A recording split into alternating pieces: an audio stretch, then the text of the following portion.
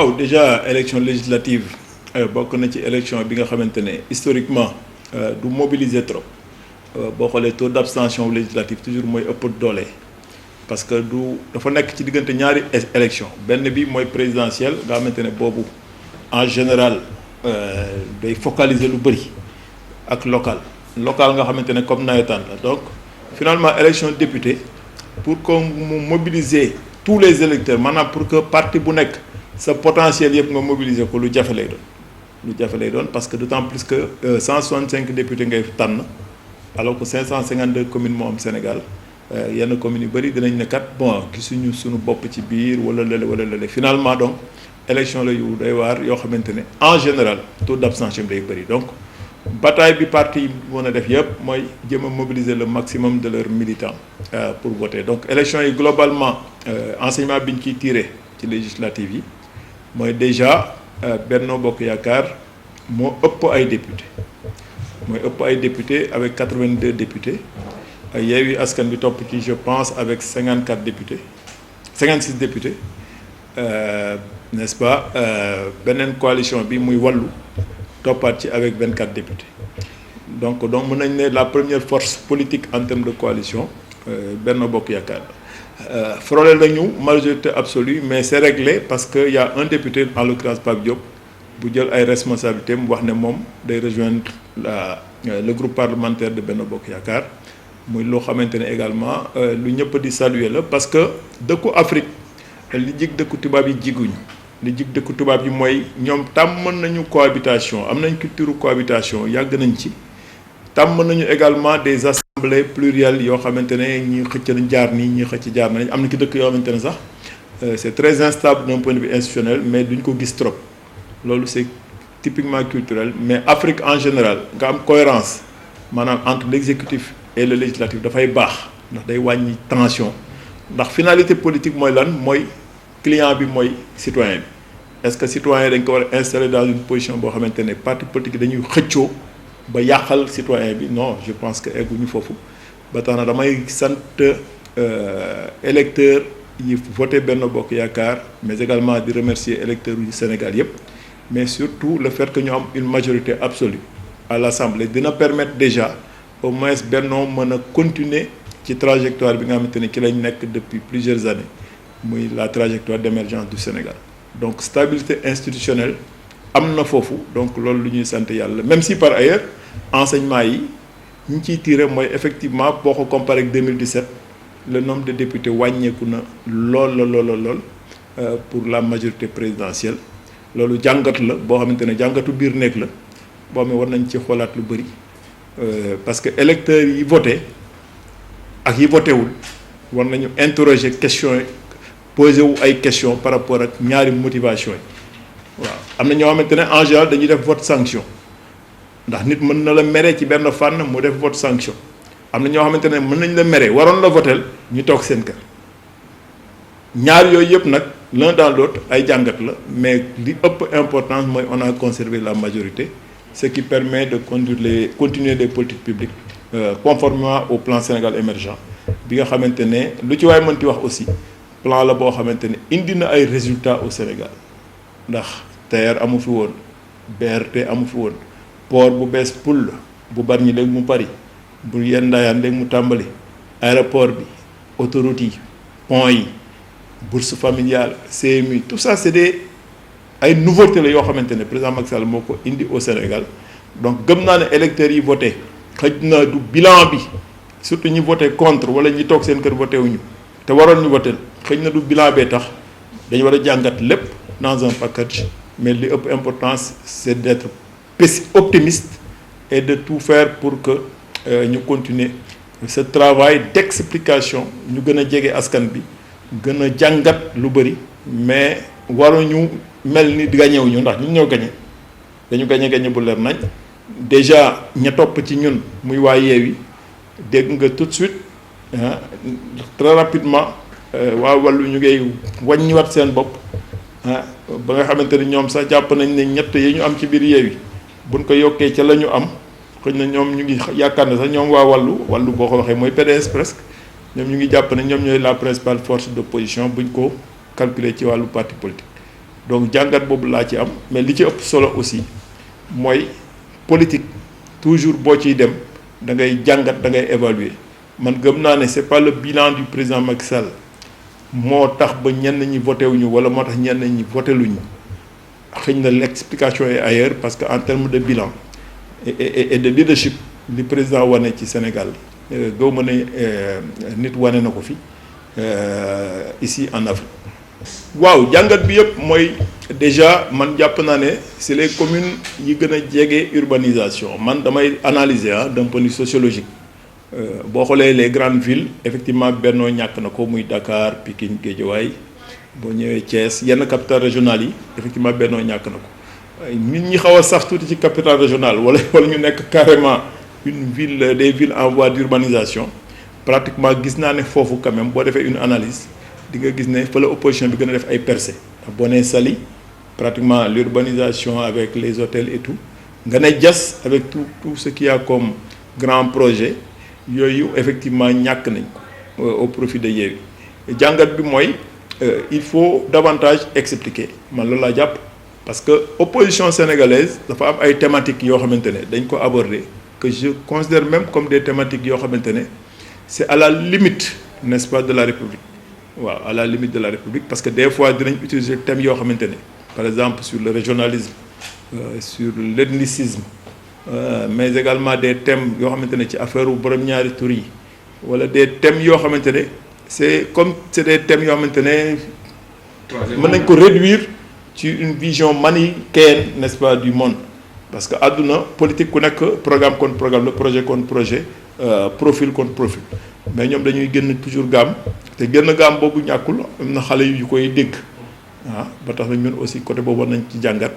wax nañ ñoom ci 3e mandat effectivement bon loolu defe naa ne yàkkamte Sonko rek moo tax ñu koy wax mais tout ça c'est pour dire que ñun dañ ko war a jàngat mais bu ñu ko jàngatee nag ñu apporter ci les réponses qu'il faut man gëm naa ne tey le président de la République moom jàngat na résultats yi te ñun aussi jàngat nañ ko te liñ ci xalaat aussi eggee nañ ko par des voies yoo xamante ne jot na ci te li ñu jàpp tey mooy yoon bi mu teg Sénégal du loolu la ñu nit ñi critiquer mais ñun ñoo war a jàngat ci suñu biir dans nos comportements de tous les jours xool nu ñuy doxalee parce que boo xoolee l'opposition sénégalaise des fois dañuy utiliser ay thématiques yoo xamante ne mën na la pousser même à tomber dans le piège de l'arrogance je donne un exemple léeg-léeg ñu attaque yoo xamante ne da lay wóor ne teguñu ko ci dara ba yow souvent booy riposter mën nga renvoyer beneen image au niveau de l'électeur donc moom laay wax toujours dama koy wax léegi-léegi ñi may àndal ma leen dans le combat que nous menons contre l'opposition nañu fexe ba garder notre part d'humanité parce que des fois aussi ñoom dinañ egg ci thématique yoo xamante ne day jéggi dayoo je donne un exemple l'armée nationale elle est sacrée l'international dañ ci war a bokk gis-gis boo demee tey ji États-Unis doo xam lu Trump ak lu Biden di xalaat sur la politique étrangère des États-Unis yooyu day sacré maanaam bu ñu xasee ba génn seen dëkk dañuy def bloc sur des sujets n'est-ce pas d'ordre national mais ñun dañu am opposition boo xamante ne léeg-léeg dañuy wax bay exposer notre armée dañuy wax ba exposer nos citoyens qui sont établis dans d'autres pays boo xoolee la récente sortie bu benn leader opposition bi def sur loo xamante ne depuis le président Senghor Sénégal dafa am benn politique bu leer boo xamante ne toutes les interventions à l'étranger dañ koy def sous couvert des Nations Unies de la CEDEAO ou de l'Union africaine sous mandat ba problème bi ci gënoon a tar muy Yaya Jammeh di amee problème ñàkk élection ne du génn Gambie jamono yooyu yaa ngi fàttaliku bi problème bi taree mu ngi fekk président de la République war a dem Tivaouane période gàmmu continuer Ndiassane bi Yaya Jammeh indee crise boobu Sénégal dafa ne tekk noppi président yebal le ministre des Affaires étrangères à la CEDEAO ñu dem ba am mandat ONU ak mandat CEDEAO Sénégal doo ko déployer ay troupes sous couvert de la CEDEAO pour intervenir en Gambie lu muy wane day wane ne Sénégal tout dëkk boo xamante ne da ngay jël say soldats di leen yebal à gauche à droite da nga koy def sous couvert des Nations Unies mu am ay relève ak lépp su demee ba un leader politique di wax bëgg a def ci bopp un pays étranger que le njiitu réewu Sénégal dafa leen contre bëgg a def ci bopp un pays étranger que Sénégal da leen contre là je me dis que c'est trop quelque part dama ne bëgg nguur jarul yenn yi parce que doo exposer ton pays doo exposer l'image de ton pays doo exposer tes compatriotes dans un autre pays ndax coow mën na am ñu ne sénégalais yi dañ ñu contre ñu dal ci kaw sénégalais yi nekk foofu loolu day wane de l'immaturité politique te loolu dañ ko war di moytu toujours donc souvent gars yi danañ utiliser des thèmes sur le régionalisme par exemple gis nga fi ay thématiques ay président dafa bañ telle région dafa bañ kii loolu depuis le président Senghor depuis ñoom Mamadou Dia ak ñoom Ngalandou kenn mësul dégg discours yu mel noonu ba tax na kon il faut que les acteurs politiques sénégalais ñu gën a comprendre les enjeux man jàpp naa ne tey Benno Bokk Yaakaar wax naa ko ci benn lu ma bind yónnee woon ko ci presse bi Benno Bokk Yaakaar tey dafay stabiliser le pays d'un point de vue sécuritaire d'un point de vue intégrité territoriale ak ci fànn yu bëri et même d'un point de vue socio-culturel parce que Sénégal tey jii dafa am ay soupape yoo xam ne kenn waru ko attaquer quand un leader politique bu jógee mu ne Sénégal neutralité amu fi da ngay far fii wala nga far fële ñëpp xam nañ ne la classe maraboutique au Sénégal dañu war a jouer un rôle de stabilisation ñooñu ku leen di farloo wala nga war la dugal leen ci gaam da nga war a far bi la nga war far fële yaa ngi laal de plus en plus les fondamentaux de notre pays Sénégal dafa am chance bu benn dëkk amul tey jii France bu coow amoon ba jaxasoo amul benn leader religieux wala benn institution bu mën a stabiliser nit ñi amul États-Unis amul fenn Sénégal ngay bu naroon coow li naroon jéggi dayo les familles religieuses mën nañ concerté wu appeler à un dialogue nit ñi waxtaan ci jàmm ak salaam ba tax na ñooñu il faut pas qu'on les mette dans la mêlée di leen critiquer seeni prise de position et de plus en plus je vois que acteurs politiques yi comme li ko ci bar ma doon wax rek pëgge du mat ngor mat léeg-léeg ñu dugg ci thématique yoo xamante ne c'est des thématiques de déstructuration n'est-ce pas du tissu social sénégalais loolu yëpp nag war nañ ko boole ci jàngat bi xool le discours à tenir par rapport à la frange jeune parce que gis naa ne jeunes Sénégal ñoom ñoo ci toll il faut ñu gën leen a expliquer les enjeux expliquer leen trajectoire u dëkk bi mais grosso modo boo xoolee cartographie wu élection yi nga gis ne capital régional yi ak dëkk yi jege capital régional yi xëy na ñàkk nañ ko yeneen dëkku Sénégal yu bëri l'intérieur du pays à part Saraya bi nekk fële tu vas voir que marron bi ngay gis un peu partout day wane le président Macky Sall est sur la bonne voie parce que Sénégal kenn mënu ko defar te séddale investissement wu état bi gënoo ko yóbbu dans l'intérieur du pays te ci loolu lañ toll tey jii de plus en plus pistes rurales yi yoon yi mu ngi egg un peu partout au Sénégal day wane ne yoon boobu moo baax boo koy def nag ça peut se faire au détriment de certaines zones encore que li président Macky Sall def Dakar benn président mosu ko def Dakaru TER bi train express Dakaru BRT Dakaru autopoint Dakaru corniche ouest bi ñu ngi koy defaraat ci fànn yu bëri Dakaru nga xamante ne lu bëri président def na ko fa kon je pense que sanction bi am Dakar rek interrogation bu mag la par rapport ak nu ñu war a jàngatee l'électorat te incha allah dinañ ko jàngat mais élection législative la buñ ko fàttee du élection présidentielle nattuñu popularité président même ñun les leaders yi nekk dans nos différentes communes du suñu popularité lañ doon natt en réalité élection législative globale la boo xamante ne panier la boo xamante ne électeur bu nekk da ngay xool loo cay sànni n'est-ce pas ku nekk mu yëngal la maillot dans le département de Mbour j'ai vu que tous les acteurs politiques wàcc nañ ci terrain bi def liggéey bi ci war un peu partout au Sénégal moo tax il faut savoir raison garder et envisager l'avenir sur la base d'une évaluation à froid n'est-ce pas de ces élections te am nañ ci yàgg. waaw parce que xam nga opposition sénégalaise ñoo fi waxoon en 2016 ba ñuy def référendum ñoo ne woon boo leen voté référendum bi gars yi daganal borom ñaari tur yi 2016 ak léegi c'est 6 ans 6 ans xale juddu na fi ba dem inscrire école est-ce que loolu am na fi amu fi opposition Sénégal am na thématique yu bëri dañ ciy wax dama lay jox exemple bu ndaw sur le pétrole et le gaz président Macky Sall 2012 ñëw na fekk fi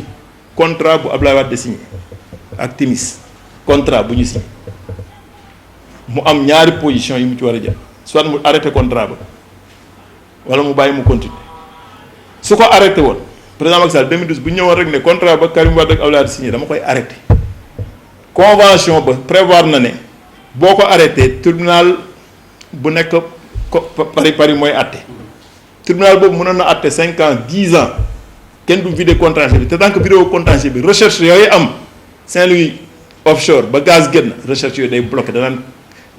correct bloqué njiitu réew mi jàngat contrat ba renégocier ko à la faveur du Sénégal doog ko xaatim mais malgré loolu gis nga li ci opposition bi wax tey jii dama la jox exemple ci pétrole et gaz bi la loi de 2019 sur le contenu local président xaatim ko bind ko xam nga lu mu ci wax lépp lu sénégalais mën a def ci pétrole gaz entreprise Sénégal moo koy def bépp liggéey bu am ci pétrole ak gaz kenn du ko jox ku dëkk bitim réew suñu doom lañ koy jox bépp service ba ci avocat yak conseil yak yépp ñoo xamante ne doomu réew bi mën nañ ko def obligatoirement ñoom ñoo koy def ba mu ko xaatimeeg léegi de ma jox la ci ay exemple yu wane ne ñu ngi ci bay suñu waar président Macky Sall COSENI benn consortium boo xam ne téeméeri entreprise Sénégal ñoo ci nekk ñoom la jox la base logistique bi nga xamante ne mooy toppatoo lépp lu jëm ci pétrole ak gaz boo demee fii ci port Dakar entreprise sénégalaise contrôlée à 100% benn consortium ay sénégalais ñoo koy def yemu ci le terminal à gaz liquéfié bi war a togg gaz bi war ko jaay ci yenn anam président jox ko un groupe 100% sénégalais muy le groupe Elton président yemu ci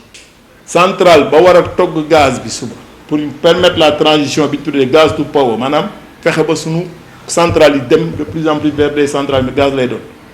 centrale 300 mégawatts mu joxati ko encore ay sénégalais sans compter restructuration bi muy def actuellement ci Petrosen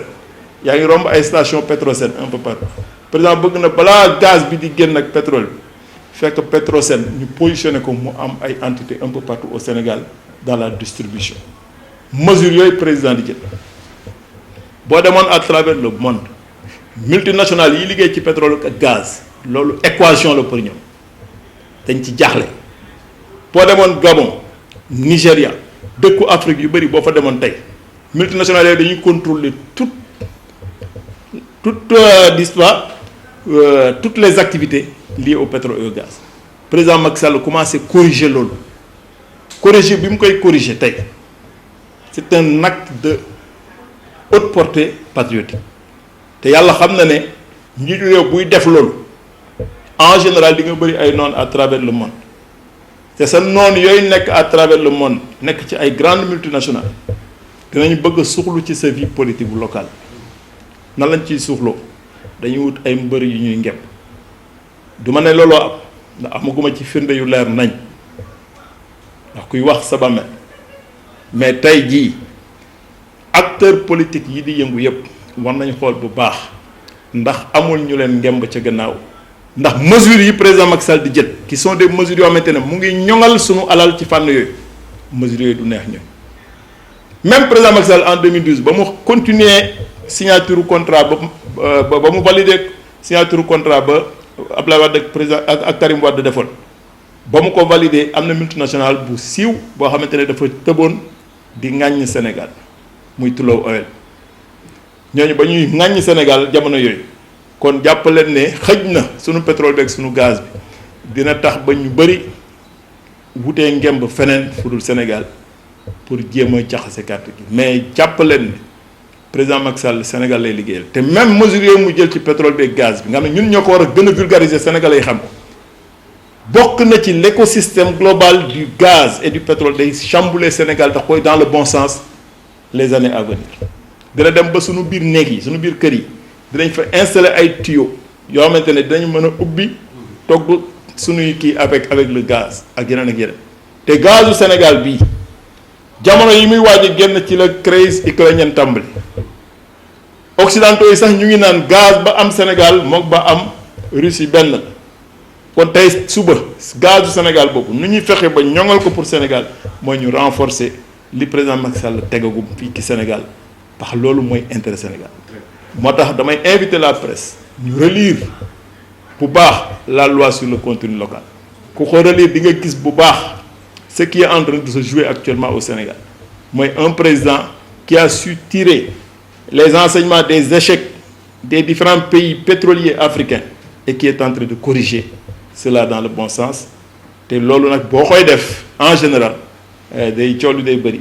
ba tax ba gars yi mën nañ bañ a xàmmee kuy gàmmu ak kuy raté waaw moi je pense que nit bu ñu la nommé bu ñu la falee c'est pour nga mouiller le maillot muy le maillot déjà ndax yow yaa jàkkaarloog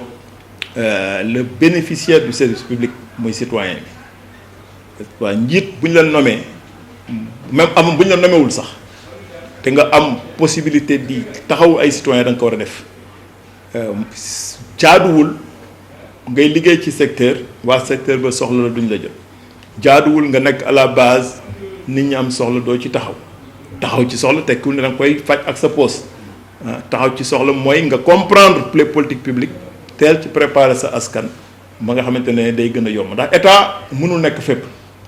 mais état bu xësee ba nommé la wala mu fal la à travers le système électif wala mu nommé la à travers des décrets et arrêtés ce rôle mooy nga nekk au service du citoyen ce rôle également mooy nga défendre le régime bi nga xamante ne ci nga bokk. Moi je pense que loolu comportement bu normal la n'est-ce pas maintenant ku ci nekk nag yaay jàngat message boobu mais moi je pense que tey jii ñun ñëpp ci ñun am nañu les instruments en termes de bilan am nañu les instruments en termes de perspective mais xam nañu également ñi nga xamante ne lañu jàkkaar lool lan mooy seen discours mais li ma jàpp mooy il faut que ñu gën a anticiper léeg-léeg Sénégal benn coow dina tàmbale mu tàmbale ñu dem ba coow la jolli ba sori ñu topp ci di expliquer souvent fekk seytaane yàq na xel ba noppi. Moi je pense que c'est dans la communication dans la politique la ñu war a anticiper sur les sujets ndax citoyen boo jiitoo ci noppam nga wax ko lépp nu mu demee yàq xelam lu jafe lay doon donc il faut que ñu anticiper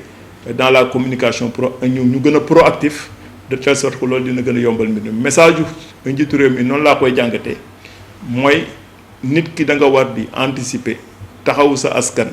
bu état taxawalee des politiques publiques yoo xamante ne sa askan war na ci bénéficier wu nga profité ci fexe ba ñu bénéficier wu ci bu dee da nga yor benn secteur boobu nga jiital ci jaamu soxla askan bi li ci des nag ku nekk ak say prérequis am na ñoo xamante ne yàlla may na leen chance ñu mën a communiquer ñooñu également ñu gën a communiquer mais défendre le régime défendre le Sénégal défendre la vision du chef de l'État loolu devoir la pour képp koo xamante ne yaa ngi ci biir nguur gi maintenant il faut ñu gën koo harmoniser entre nous ndax léeg-léeg également nga gis des camarades yoo xamante ne ci seen communication mën nañu réussir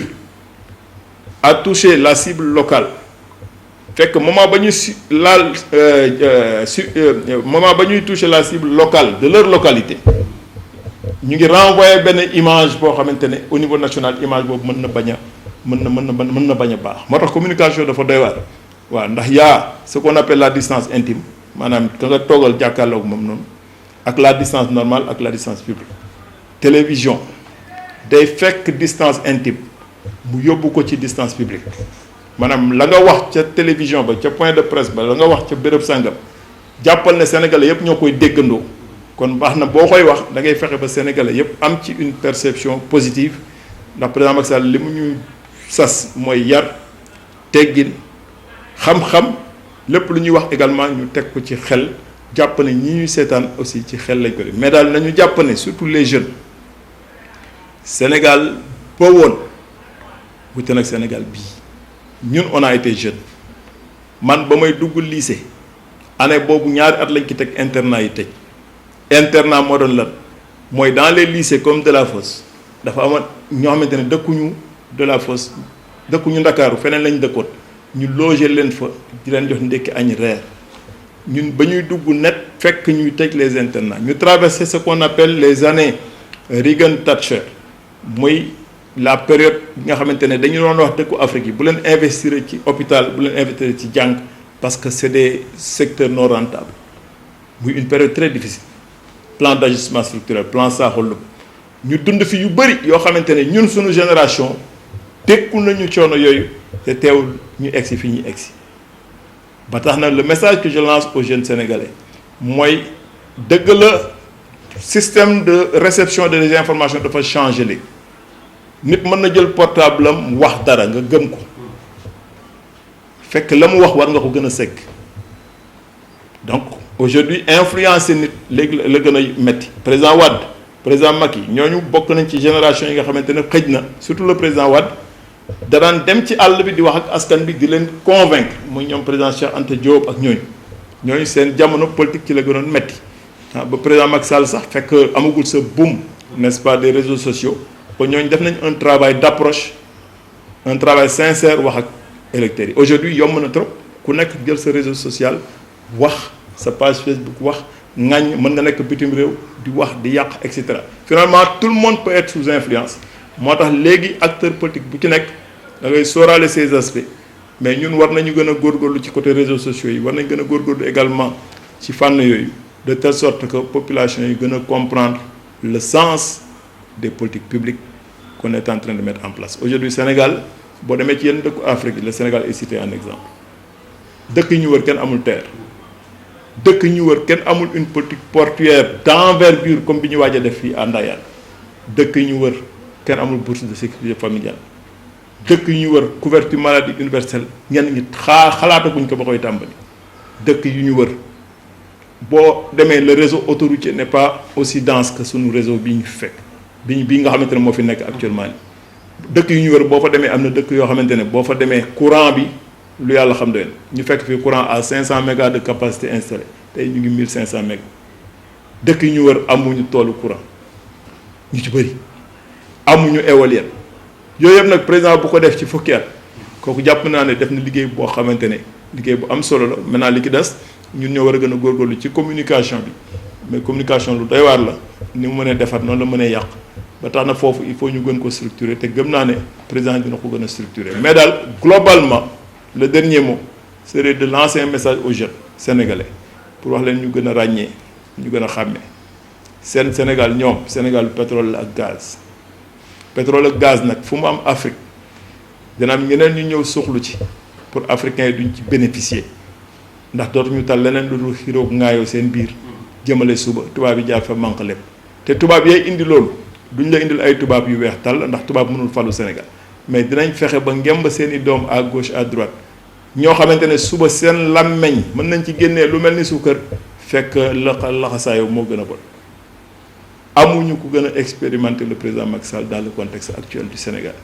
amul kuy waxal yàlla ndax jaar-jaar bi mu am moo tax ba tax na ñun waa Benno Bokk Yaakaar nañu gën a def bloc décrypter le message des électeurs notamment les jeunes électeurs gën a régler la question de l'emploi des jeunes gën a accélérer certaines politiques publiques la politique publique ñun ñi nga xamante ne ñoo yor ndox ba tànk yi dañu war a considérer ñooy jaamu soxla askan bi n'est-ce pas on doit être accessible on doit être proactif on doit être imaginatif de telle sorte que liggéey bi dina gën a yomb ma daal gëm naa ne li ki des buñ ci liggéeyee correctement Benno Bokk Yaakaar bi nga xamante ne mooy rempartu Sénégal dinañ ko gën a renforcer gën ko étoffer de telle sorte que affaire dina gën a yomb pour ce qui nous concerne on fera toujours notre travail fexe ba mériter la confiance du chef de l'État mais également du peuple ndax fii jas bi nga xam ne fii la ñu fal également dinañ góorgóorlu ci soxla askan bi de telle sorte que li ki des moom yàlla na yàlla def jàmm ci Sénégal acteur politique bu jóg xool leen ndax nitu jàmm la lu dul jàmm ko gën acteur politique bu jóg xool leen ndax nitu fitna la acteur politique bu jóg xool leen quelles sont ses véritables motivations acteur politique bu jóg xool leen ban Sénégal la bëgg bu dee dafa bëgg Sénégal boo xamante ne Sénégal bu jaxasoo la di ngeen xam y a des sujets sur lesquels boo ci interrogé woon yenn acteurs politiques yi duñ la tontu sur l'intégrité territoriale du pays sur la défense tey jii Sénégal dëkk yi ñu wër xam nañ leen bu baax amu ci benn dëkk bu am kaaraange bi Sénégal am te président bi fi mu jaar ba assurer kaaraange boobu ak ñaanu mag ñi gannaaw yàlla buñ ko xamoon dinañ gën a xam ne njiitu réew dëgg la ñu am ndax fii am na dëkku Afrique yu bëri yoo xamante ne même pour jënd kalachnikov dañuy wut autorisation tubaab yi ñun weesu nañ foofu moo tax le président Macky Sall guddeeg bëccëg mu ngi liggéey dans l'intérêt du Sénégal li ki des nag mooy ñu gën a baral affaire yi tombé également avec une crise mondiale boo xamante ne ñëw na gën a accélérer yenn difficultés yi ñu jóge ci Covid dal ci crise ukrainienne muy jafe-jafe yu bëri mais grosso modo on est sur la bonne voie te bu du woon li ñu nekk sur la bonne voie dina gën a métti waaw loolu daal laa ki doon wax. Merci.